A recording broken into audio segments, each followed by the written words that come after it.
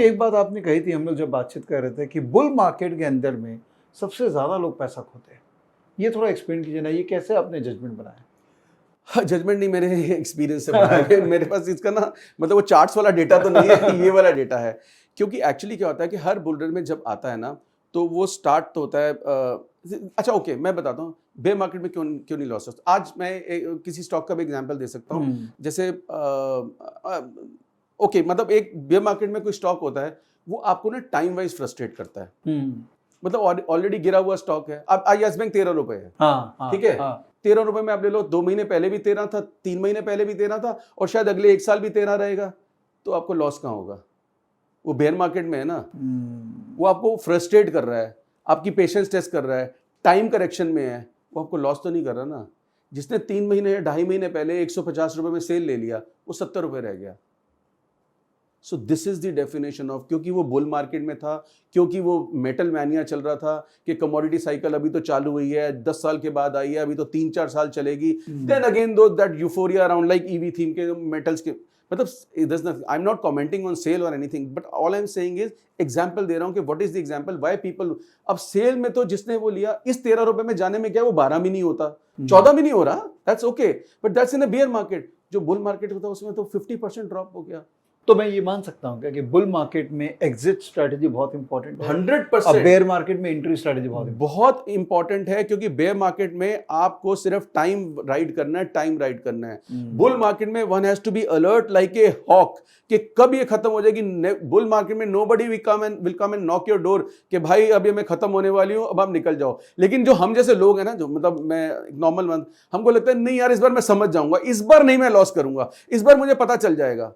और इसके लिए मेरे पास सिर्फ एक फिलॉसफी है, एक सिंपल फिलॉसफी है सारी दुनिया के लिए, कि आप जब तक पैसे बना रहे हैं बनाते रहिए, ये लेंगे, दूसरा लेंगे, तीसरा लेंगे, चौथा लेंगे, ऊपर जाएगा, बढ़ता रहिए। Vivek, and I am telling you this is the only philosophy, trust me. जिस दिन आपने जितना पैसा बनाया है उसका 10%, 5%, 15%, 20%, 25%, 30% कुछ भी उड़ गया ना धीरे धीरे, that is the crime petrol Dastak. निकल जाओ, लॉक स्टॉक बैरल निकल जाओ। वो 70 जो आपने कमाया है वो लेके निकल जाओ। नहीं तो वो आखिरी वाला, नहीं ये मेरा ऊपर आएगा, तो ये तो विवेक ने बताया हुआ है, नहीं ये तो आशु की फंडामेंटल पिक थी, यार ये तो अच्छा स्टॉक है अभी ये है। कुछ भी स्टोरीज आपके माइंड में चलती रहेंगी, क्योंकि you are so conditioned by the bull market ना, जो आसपास ये हो जाएगा वो हो जाएगा, 1000 रुपए वाली बातों से आपसे वो माल बिक नहीं पाएगा। तब आपको वो लास्ट पोर्टफोलियो नहीं देखना, लास्ट एंट्री पॉइंट नहीं देखने, वही पैसा बचा के लेके जाओगे जब आपके एक्स प्रॉफिट में से 10, 20, 30 अप टू यू, मैं कह रहा हूं 50 भी आप ले जाओ। Otherwise you will 100% end up losing more जो आपने बनाया। एक्चुअली आप प्रॉफिट की बात कर रहे हैं, अभी तो कैपिटल का 50% ले जाने की नौबत आ गई है। कैसे आ गई मुझे ये समझ नहीं आ रही, लेकिन मैं बता रहा हूँ विवेक, और कोई थंब रूल नहीं है। जो पोर्टफोलियो इन्वेस्टर्स हैं जो आते हैं, इन्वेस्टिंग होनी चाहिए पिरामिड, जैसे ऊपर जाए आप कम करते जाओ, होती है ऐसे। जब मैं 10 लाख लेके आया कोविड के बीच में, मेरे 20 लाख हो गए, अब मैं अगला 50 ले आया। अरे यार 10 के 20 होते हैं तो इससे अच्छा तो कोई काम ही नहीं है। सही है। तो मार्केट तो भी तेज है, सब कुछ है, ग्लोबल लिक्विडिटी, पैसा, ये सब, मतलब क्या। अब उसको जो 50 लाख पे 20% या 40% भी चला गया, जो 100% था उसका 100 तो चला गया ना वो वाला, क्योंकि उसने ये इन्वेस्टिंग की थी, ये नहीं थी। और ये होती है, everybody gets carried away, temptation आती है, इसको मतलब कंट्रोल करना बहुत मुश्किल होता है, and it depends on the timing. So all I am saying is के नो अदर, ये एक बहुत ही ना इजी स्टेटमेंट होगी, नीचे लो ऊपर बेचो, ये भी बड़ा आसान है। मतलब मैं भी कह दूंगा नीचे लो ऊपर, मुझे नीचे नहीं पता, मुझे ऊपर नहीं पता, मुझे नहीं पता। आपने जब लिया, जब भी बेचा, जब आपके पोर्टफोलियो में डिप्लीशन शुरू हो गई है और वो इजी मनी चला गया और टफ होता जा रहा है, और एवरी टाइम आप देख रहे हैं कि it is going down, discipline discipline discipline.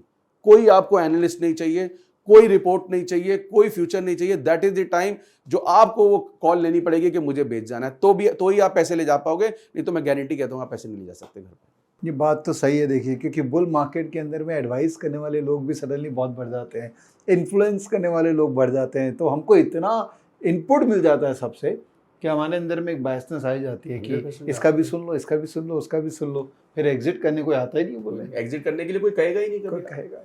कोई कहता ही नहीं है आपको एग्जिट करने के लिए, क्योंकि आई मीन एक नॉर्मल टेंडेंसी है ना टू इन्वेस्ट मींस के पैसे लगाने हैं। हाँ। पैसे लगाने, वो इन्वेस्ट करने का मतलब ही यही है कि पैसे लगाने हैं। तो वो जो रोटेशन है या दैट्स वेरी इंपॉर्टेंट। सी ये चीजें हैं तो बहुत मुश्किल, लेकिन मैं कह रहा हूँ कि देखो वो टॉप पे नहीं बिक सकता आपसे, आप पैसे नहीं घर नहीं ले जा पाओगे सारे के सारे, बट आप कोशिश करो कि ये आपको मैंने बताया ना जो दस्तक आपको आएगी 100% आएगी। आप विवेक अगर आप खुद ट्रेड करते हो, there would be many number of trades when you execute and then you suddenly realise that trade गलत हो गया। एम्पल बिल्कुल आता है, दस्तक आता है, बट उसको जो काटने की कला है ना कि यार निकलना है इससे, वो कभी कभी आता है यार थोड़ा सा बढ़ जाए, थोड़ी ब्रोकरेज निकल जाए, थोड़ा अभी तो पैसे हैं, या मतलब कुछ भी, देयर 10 रीजंस जो आपको रोक देते हैं, वो वही नहीं रुकना।